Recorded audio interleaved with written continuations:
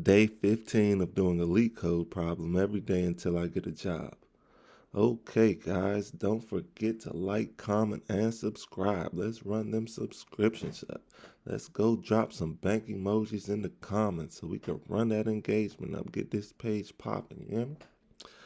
Now let's see what we have today. We have question number 28. Find the index of the first occurrence in a string.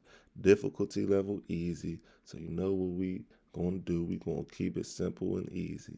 The question says, given two strings, needle and haystack, return the index of the first occurrence of needle in haystack, or -1 if needle is not part of haystack. So let's look at the examples.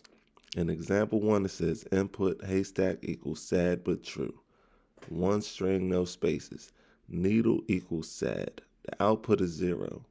Explanation says sad occurs at index 0 and 6. The first occurrence is at index 0, so we return 0. So if you look at the input, haystack equals sad but sad, and in that string, you see the word sad twice. You see the word sad started at index 0 and sad started at index 6. But we want to return the first occurrence of needle, which would be 0, index 0, because that's the first occurrence. Index 6, that would be considered the second occurrence, and we want the first. That's why the output is 0. So let's look at example 2. Haystack equals LeetCode, needle equals Lido. Output is -1. Explanation, Lido did not occur in LeetCode, so we return -1. So if you look at LeetCode and you look at needle, there is no Lido in LeetCode. There's a Leet, but you need the whole Lido, so it's no good, and that's why we return -1. So let's figure out how we're going to handle this and solve this. It's actually not that difficult. First thing we can do is we can make a guard statement that says haystack.count is greater than or equal to needle.count, else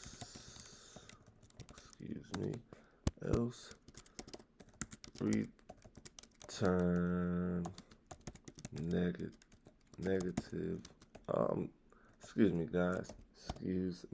else return -1. So that is because if needle has more letters than haystack, then we already know that needle cannot be in haystack because haystack will not have all the letters. So that's why at first we're going to just start and we're just going to count the letters. If the indexes aren't adding up, we're just going to return -1 right off the bat and save us some trouble later on.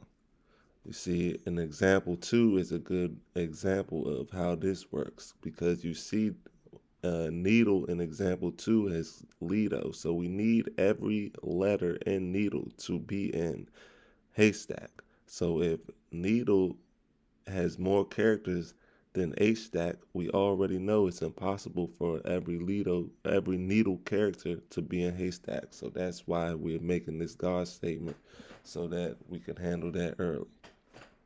Next thing we're going to do is we're going to create two variables. It's going to be char1, and we're going to set that equal to an array of haystack. And then what we're going to do is we're going to create another variable called char2, and that is going to be an array of needle, right? So now we have to figure out how are we going to achieve or how are we going to return the results that we want to return. So first thing we're going to do is we are going to say for I in 0 up to char1 count minus char2. char2.count plus the 1. Don't forget the plus 1 because remember we're working with arrays and arrays start at 0. That's why we need to add the plus 1. Then we're going to create another variable called count, and we are going to set that equal to 0.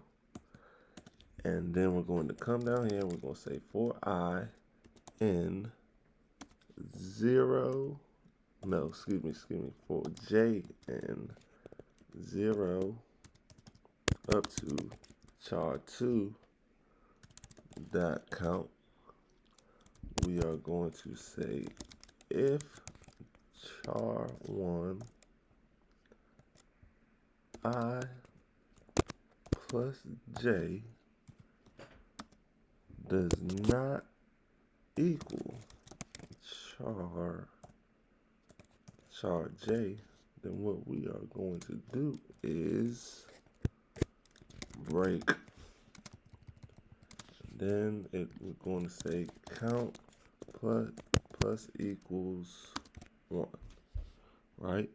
Then we're going to come down here and we'll say if count is equal to char2.count,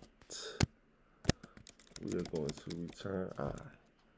Come down here, we're going to say else, continue. Then we're going to come down here and we are going to say return -1. And that should get the job done for day 15 of the doing a LeetCode problem every day until I get a job. Uh-oh, we have a error. So the error says cannot find char in scope. Oh, excuse me. Char2. If char1 I plus j does not equal char2, if char1 I plus j does not equal char2j, then we're just going to stop right there and we're going to do count plus equal 1. And that is us looping through the array. So let's submit it and see what the time is looking like, guys. Feel good about this one.